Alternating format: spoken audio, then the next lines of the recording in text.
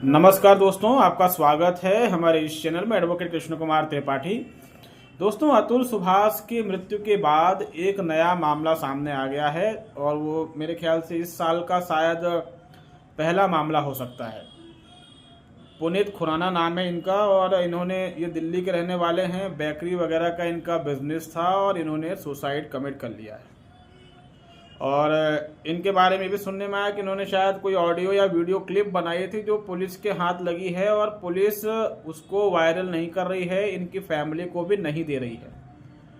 इसके अलावा इनकी ही फैमिली का इनका वाइफ से जो झगड़ा होता था उसका एक पुराना वीडियो सोशल मीडिया में वायरल हो रहा है, जिसमें इनकी जो वाइफ है वो इनको माँ बहन की गंदी गंदी गालियाँ दे रही है। दोस्तों, ये जितने भी मामले हमारे देश में फैमिली डिस्प्यूट के चल रहे हैं, मैं पूरी जिम्मेदारी के साथ ये बात कहता हूँ कि इसके लिए हमारी न्यायपालिका सबसे ज़्यादा जिम्मेदार है। मैं संसद को भी इसके लिए जिम्मेदार मानता हूँ जिसने ऐसे कानून बनाए, लेकिन संसद कम जिम्मेदार है, न्यायपालिका ज़्यादा जिम्मेदार है। ठीक है, ये पूरी तरीके से न्यायपालिका इसके लिए जिम्मेदार है और अभी भी इसमें कोई खास सुधार देखने को नहीं मिल रहा है। जुडिशरी ने कानूनों का इतना अनर्गल इंटरप्रिटेशन किया हुआ है जिसके कारण ये सब हो रहा है। सेक्शन 125 जो भरण पोषण का होता है और डोमेस्टिक वायलेंस जिसमें भरण पोषण का भी प्रोविजन दे के रखा है, अगर ये दो कानून हटा दिए जाएं तो मैं दावे के साथ कह सकता हूं कि इस देश में 90% मैट्रिमोनियल डिस्प्यूट खत्म हो जाएंगे। ठीक, अगर ऐसा कर दिया जाए तो, क्योंकि सारे मैट्रिमोनियल डिस्प्यूट की जड़ ही ये दो कानून है।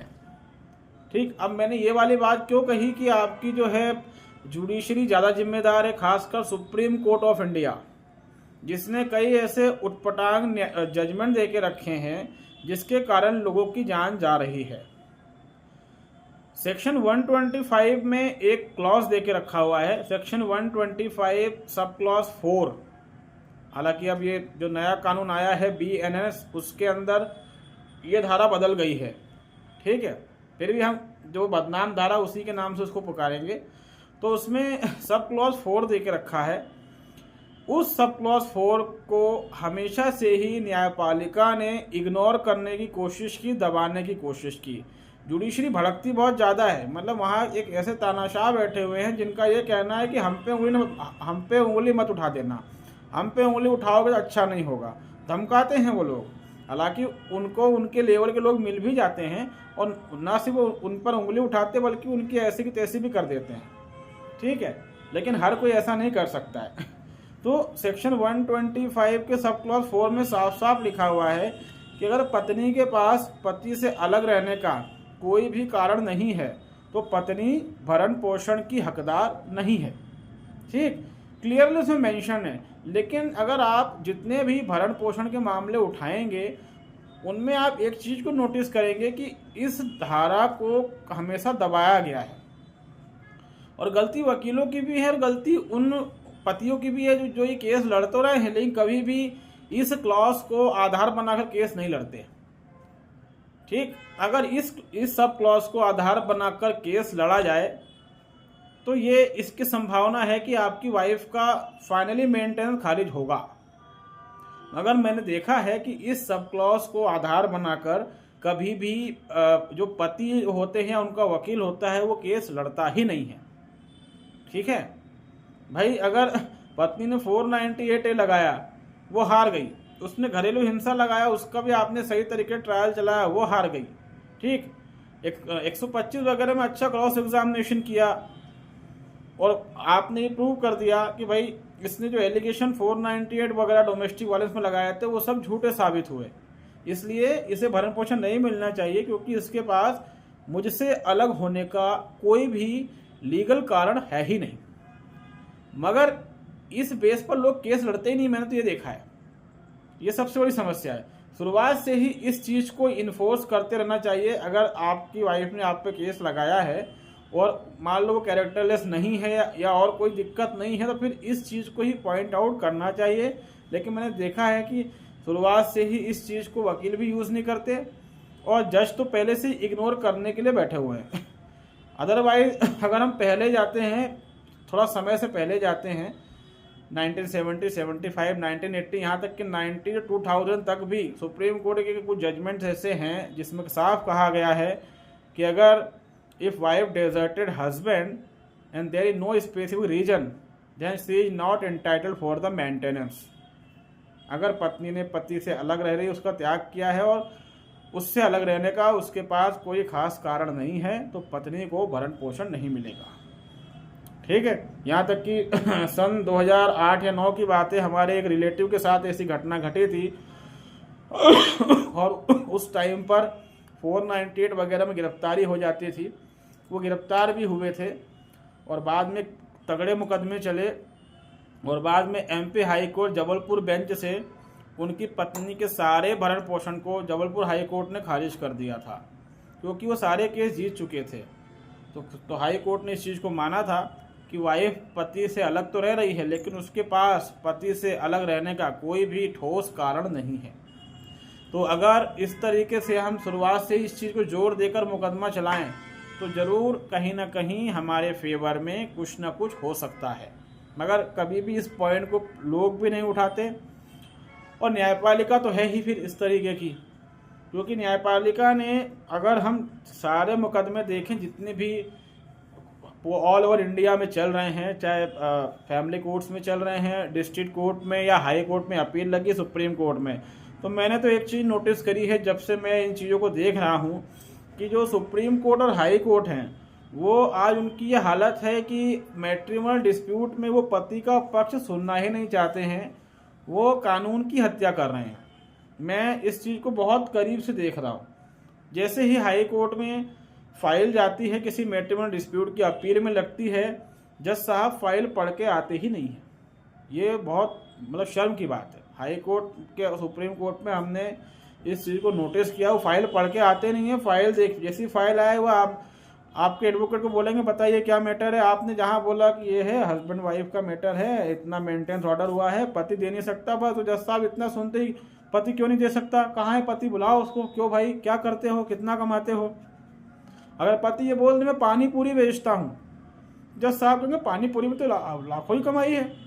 अदालतें ऐसी जगह बन चुकी हैं जहाँ पर जाते ही पति करोड़पति बन जाता है वो पति है वो करोड़पति बन जाता है, ऐसी जगह बन चुकी है अदालत। वहाँ ऑटोमेटिक पता नहीं क्या होता है, उसकी सैलरी उसके बिजनेस में, उसके छोटे काम धंधे में, उसके ऑफिस में इंक्रीज नहीं हो रही है, लेकिन हाई कोर्ट जाते ही पति की सैलरी अपने आप इंक्रीज हो जाती है। जज साहब कहते हैं अच्छा पानी पूरी बेचते हो, पानी पूरी वाले बहुत कमाते हैं, महीने का 50,000 तो कमा ही लेते हैं। जज साहब सीधे यही डायलॉग मार देते हैं। ना वो फैक्ट देख रहे हैं कि किस फैक्ट पर क्या ऑर्डर हुआ है, ना वो ये देख रहे हैं कि वाइफ कितना कमाती है, ना वो ये पता लगाने की कोशिश कर रहे हैं कि हस्बैंड वाइफ जो हैं उनमें कहाँ क्या दिक्कत है, और ना वो इस चीज़ पर विचार कर रहे हैं। गलती से वो इस चीज़ पर विचार करते नहीं हैं कि कहीं ऐसा तो नहीं पत्नी ही गलत है। मतलब एनी हाउ वो इस चीज़ पर फोकस करते हैं कि भैया आप पति हैं, आपको भरण पोषण देना पड़ेगा, कानून क्या भाड़ में। सुप्रीम कोर्ट और हाई कोर्ट में पूरी जो मैट्रिमोनियल के कानून है उनकी खतरनाक धज्जी उड़ाई जाती है। सारे कानूनों को ताक में रखकर जज जो है मनमर्जी करते हैं, और इनकी मनमर्जी पर कोई हंटर चलाने वाली संस्था हमारे देश में नहीं है, इसलिए ये सब होता है। इसके अलावा कोई कानून देश में नहीं है। इसके अलावा एक और चीज़ है कि जो आजकल के आधुनिक लड़के हैं, इनके माँ बाप इनकी पता नहीं क्या परवरिश करते हैं कि ये बड़े मतलब अजीब टाइप के रहते हैं। जब दिल्ली गैंग रेप हुआ था तब मैंने उस समय सोशल मीडिया में काफ़ी हंगामा था, ठीक। अब आप एक चीज़ देखिए कि बलात्कार का जो मैटर होता है वो औरत मर्द का मैटर नहीं है, वो एक अपराध है, ठीक। लेकिन मीडिया और मीडिया के अलावा कई ऐसे लोग जो हमारे समाज के ठेकेदार बन के बैठे हैं, वो बलात्कार के मामले को औरत और मर्द का मामला बना लेते हैं, ठीक है। क्यों ऐसा करते हैं? क्योंकि एक राजनीतिक मुद्दा है। इससे आप समाज को जितना डिवाइड कर सकते हैं उतना डिवाइड कर देते हैं और इससे आप अपनी रोटियां सेकते हैं। तो इसको औरत और मर्द का मुद्दा बना लिया जाता है। हमारे देश में ऐसे कई लोग हैं और कई ऐसी मतलब मीडिया ग्रुप्स हैं जो कहते हैं कि इस चीज़ का कोई धर्म नहीं होता, उस चीज़ का कोई धर्म नहीं होता। तो भैया जब जैसे किसी चीज़ का कोई धर्म नहीं होता, किसी क्राइम का कोई धर्म नहीं होता, उसी तरीके से क्राइम का जेंडर भी नहीं होता है। लेकिन हमारे यहाँ पे क्या है कि जैसे ही कहीं रेप हुआ तो उसमें पूरे पुरुष समाज को ही लपेटे लेना शुरू कर देते हैं, वो भी उस देश में जहाँ 90% बलात्कार के मामले झूठे होते हैं। दिल्ली में एक शख्स रहा करते थे, आप इनको गूगल पे सर्च कर सकते हैं। इनका नाम था खुर्शीद अनवर, खुर्शीद अनवर इनका नाम था, और ये दिल्ली में रहते थे। दोस्तों पूरी लाइफ टाइम इन्होंने महिला अधिकार, महिला सम्मान की बातें करी पूरी जिंदगी, ठीक। और ना सिर्फ महिला सम्मान, महिला अधिकार की बातें करी, महिला सम्मान, महिला अधिकार के नाम पर इन्होंने पुरुषों के ऊपर खूब टिप्पणियां करी, खूब गालियां दी। कई बार तो मुझे इनके पुरुष होने में डाउट होता था। ये एक एनजीओ चलाते थे, ठीक। खुर्शीद अनवर इनका नाम था, आप गूगल पे सर्च कर सकते हैं। और इन्होंने खूब महिला अधिकारों की वकालतें करी, रैलियां निकाली, आंदोलन करे, एनजीओ से अच्छा पैसा कमाया महिला अधिकार के नाम पे। अच्छा बिजनेस है, विमेन राइट के नाम पे एनजीओ खोलो, 3-4 साल चलेगा उसके बाद गवर्नमेंट आपके एनजीओ को फंड देना शुरू कर देगी, फर्स्ट क्लास पैसा कमाओ आप। यही सारे महिला संगठन यही काम करते हैं हमारे देश में, ठीक है। इसीलिए जो सच में पीड़ित महिला होती है उसको न्याय नहीं मिलता, क्योंकि महिला संगठनों का काम है पैसा कमाना। जैसे राजनीतिक संगठन दोस्तों, वैसे महिला संगठन, ये वायरस है समाज के लिए। तो खुर्शीद अनवर ने जो है खूब अच्छा पैसा कमाया।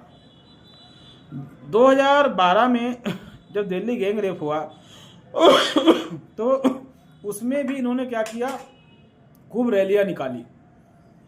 और वही भाई जिसने क्राइम किया आप उसके लिए बोलिए। इन्होंने रैलियां निकाल के पूरे पुरुष समाज को गालियां दी, लड़कों को कहो घर में रहें, लड़के महिलाओं की इज्जत करें, फलाना ढंग, दुनिया भर की बातें। क्योंकि दिसंबर 2012 में मेरे ख्याल से ये दिल्ली गैंग रेप हुआ था शायद, जो मुझे याद है। उसके बाद फिर 2013 में खतरनाक आंदोलन हुए थे, 12 से शुरू हुआ, जनवरी फरवरी मार्च कई दिनों तक फिर काफ़ी इसमें आंदोलन चले थे। इसमें खूब पैसा बांटा गया था मीडिया को दिल्ली गैंग रेप में, ताकि मीडिया दिन रात इसको दिखाए। और इसका एक मोटिव ये भी था कि एक मुद्दा मिल चुका था ताकि कुछ नए पुरुष विरोधी कानून बनाया जा सके, जिससे समाज में और ज़्यादा अराजकता फैले, ठीक। इसमें ये भी हुआ था। ये सब एक राजनीतिक उसको मैं क्या बोलूँ, हायरार्की होती है जिसके तहत काम किया जाता है। तो ये खुर्शीद अनवर साहब ने भी खूब रैलियां निकाली, आंदोलन किया, धरने पर बैठे, कुछ इनके इंटरव्यूज़ भी आए। उसी साल 2013 में इन्होंने आत्महत्या कर ली। दिल्ली में जिस अपार्टमेंट में रहते थे, उसी अपार्टमेंट में घर की छत से कूदकर इन्होंने सुसाइड कर लिया। अब आप सोचें सुसाइड क्यों कर लिया, क्या हो गया ऐसा? इन्होंने सुसाइड इसलिए किया, इन पर इनके साथ ही काम करने वाली एक यंग लड़की ने बलात्कार का मुकदमा दर्ज करवा दिया था। ठीक है, ये महिला अधिकार की लड़ाई लड़ते थे और इनके ऊपर इनके ही साथ काम करने वाली लड़की ने बलात्कार का मुकदमा दर्ज करवा दिया था। और उस मुकदमे से आहत होकर इन्होंने जिस बिल्डिंग में दिल्ली में रहते थे, उस बिल्डिंग से के छत से कूदकर सुसाइड कर लिया। इसको कहते हैं महिला सशक्तिकरण। मेरे ख्याल से आपको इसकी परिभाषा समझ में आ गई होगी। ये वो मर्द होते हैं दोस्तों जो हिजड़े होते हैं। अब आप देखिए ना, लाइफ टाइम कितना आसान था महिला के पक्ष में लड़ना, पुरुषों को गाली बकना, लेकिन जब खुद पर एक रेप का झूठा केस लगा तो झेल नहीं पाया बंदा। अब वो झूठा था कि सच्चा तो भगवान जाने। हालांकि जो उनकी उम्र थी तो बलात्कार करने की उम्र तो उनकी थी नहीं, इतना दम भी उनमें नहीं रहा होगा, लेकिन मर्जी से संबंध बनाए होंगे। जितने भी पुरुष महिला अधिकार की वकालत करते हैं ये सब स्त्री लोलुप होते हैं और चरित्रहीन होते हैं। ये मेरा बहुत बड़ा प्रैक्टिकल अनुभव है। आप चाहे तो इस पर रिसर्च कर सकते हैं, पीएचडी कर सकते हैं, और जो भी इस पर पीएचडी करेगा उसको मैं भारत सरकार से भारत रत्न दिलवाने की मांग करूंगा। ठीक है, तो जितने भी ऐसे लोग होते हैं मैं एक और एग्जांपल देता हूँ। एक बहुत बड़ी मैगजीन चलती है, उसका नाम है हंस। एक मैगजीन पत्रिका है ये, मेरे ख्याल से हर महीने आती है, हंस नाम है इसका। इसके एक बहुत बड़े संपादक हुआ करते थे, इनका नाम था राजेंद्र यादव। इनको आप गूगल पे सर्च कर सकते हैं। इन्होंने लाइफ टाइम महिला अधिकारों की वकालत करी, महिला अधिकारों पर आर्टिकल लिखे, किताबें लिखी। इनकी एक किताब, उसका नाम है स्त्री। ठीक, आप पढ़ सकते हो उस किताब को, बड़े घटिया स्तर का लेखन है। लेकिन आजकल क्या है कि जिसकी पैकिंग अच्छी वही चीज़ बिकती है। इनको कई अवार्ड भी मिले, नारी सम्मान के प्रतीक बन गई है। इनकी मौत भी 2013-14 के आसपास हुई है। और इनकी जब मौत हुई उसके कुछ महीने पहले ये अपनी 30 साल की स्टूडेंट के साथ रंगे हाथ पकड़ाए थे, बिस्तर में खेलते हुए रंगे हाथ पकड़ाए थे। इनके नौकर ने इनको पकड़ा था और नौकर ने इनके वीडियो भी बना लिए थे, और नौकर इनको ब्लैकमेल करने की कोशिश भी कर रहा था। और उस समय इनकी उम्र थी 80-82 साल, और 30 साल की अपनी स्टूडेंट के साथ, कह लें इनके साथ वो स्टूडेंट थी, उसके साथ ये बिस्तर पर महिला सशक्तिकरण का प्रोग्राम चला रहे थे। लाइफ टाइम इन्होंने भी महिला अधिकारों की खूब वकालत करी, खूब लड़ाई लड़ी महिला अधिकारों के लिए। तो एक खुर्शीद अनवर थे, एक राजेंद्र यादव। एक और नाम बता देता हूँ। दिल्ली में JNU एक बहुत बड़ी यूनिवर्सिटी है, और यहाँ पर महिला अधिकारों की वकालत करने वालों की तो कमी नहीं है। JNU एक भारत विरोधी यूनिवर्सिटी है, जहाँ हमेशा भारत में क्या क्या गंदगी फैलानी है उसकी भूमिका वहाँ बनाई जाती है, इसमें कोई दो राय नहीं है। ठीक, और वहाँ से जितने भी लोग निकलते हैं वो सब एंटी इंडियन होते हैं। इस पर भी आप रिसर्च कर सकते हैं।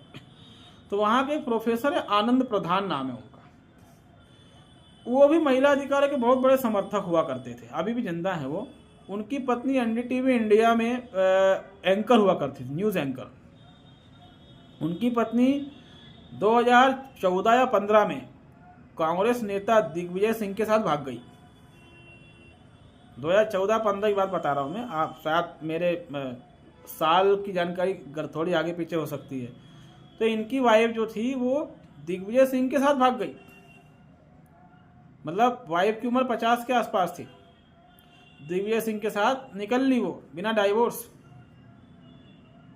मतलब जो व्यक्ति लाइफ टाइम महिला अधिकार, महिला सम्मान, महिला आज़ादी, महिला की यौन आज़ादी, इसकी चर्चाएं करता था, उसकी पत्नी किसी और के साथ भाग गई। और ये आनंद प्रधान जो हैं, इनकी जो सगी बहन है जिसका नाम है रंजना कुमारी, जो कि बहुत ही बड़ी फेमिनिस्ट महिला है और लंबे समय से पुरुष विरोधी आंदोलन और महिला अधिकार आंदोलन के नाम पर अच्छा पैसा कमा रही है। उसका एक NGO चलता है दिल्ली में, तो कई बार मीडिया चैनल में दिखाई देती है महिला अधिकारों की वकालत करते हुए और हमेशा पुरुषों को कोसते हुए। तो मेरा सिर्फ इतना कहना है कि हमारे समाज की एक इकोसिस्टम को इस तरह से डिजाइन किया गया है कि हमेशा पुरुष ही गलत होता है और महिला ही सही होती है। हालांकि जेंडर तक ही ये बातें सीमित नहीं हैं, जाति के नाम पर ही हमारे समाज में एक जाति को बड़ा उल्टा पुल्टा बोला जाता है, लेकिन वो फिलहाल वो मुद्दा नहीं है हमारा। वो धर्म के नाम पर भी हमारे देश में कुछ एक खास धर्म है जिससे बहुत भेदभाव किया जाता है। तो ये हर चीज़ को लेकर राजनीतिक पार्टियां और इस देश के ठेकेदार दिन रात काम कर रहे हैं। तो अगर जेंडर की बात आ जाए तो हमेशा पुरुष विरोधी ही गतिविधियां हमारे देश में होती हैं। ठीक है, और ये जितने भी लड़के आत्महत्या कर रहे हैं, मुझे पता वो दुखी थे और शायद उनके पास कोई ऑप्शन नहीं था, लेकिन कहीं ना कहीं फट्टू भी थे। फट्टू इन द सेंस ये है कि भाई आप आत्महत्या कर रहे हैं, मैं समझता हूँ कि आप बहुत दुखी हैं। मैं ये नहीं कहूँगा कि आत्महत्या करना कायरों का काम है, मैं इसी को समझता हूँ कि व्यक्ति बहुत परेशान होता है तो सुसाइड करता ही है, लेकिन आप आत्महत्या कर रहे थे तो जिन्होंने आपको दुख दिया आप उनको मार के मरते तो शायद आपकी आत्मा भी खुश रहती, मगर आपने ऐसा नहीं किया। क्योंकि ये वही लड़के रहते हैं जिनको बचपन से परवरिश दी जाती है कि बेटा नारी सम्मान करो, respect women, come on dude. तो जब इस तरह की चीज़ें आप इनको सिखाओगे तो ये महिलाओं के हाथ के जूते खाएंगे ही खाएंगे और ये मरेंगे ही मरेंगे। वरना हमारे मध्य प्रदेश में एक जगह है भिंड मुरैना, वहाँ पर किसी पत्नी की इतनी हिम्मत नहीं होती कि वो कोर्ट कचहरी चली जाए, वरना पता नहीं क्या होगा उसका। तो ये सब परवरिश का असर रहता है दोस्तों। किसी की पत्नी अच्छी या बुरी हो वो उसके हाथ में नहीं है, लेकिन वो इस परिस्थिति का सामना कैसे कर सकता है ये उसके हाथ में है। अगर आपको मरना ही है तो फिर आप मार के मरो, ठीक, ताकि समाज को एक मैसेज मिले। तो उम्मीद है दोस्तों हमारा वीडियो आपको पसंद आया होगा। अगर आप हमारे चैनल में नए हैं तो इसको लाइक करें, इसको सब्सक्राइब करें, इसको शेयर करें। तब तक के लिए बहुत बहुत धन्यवाद। नमस्कार।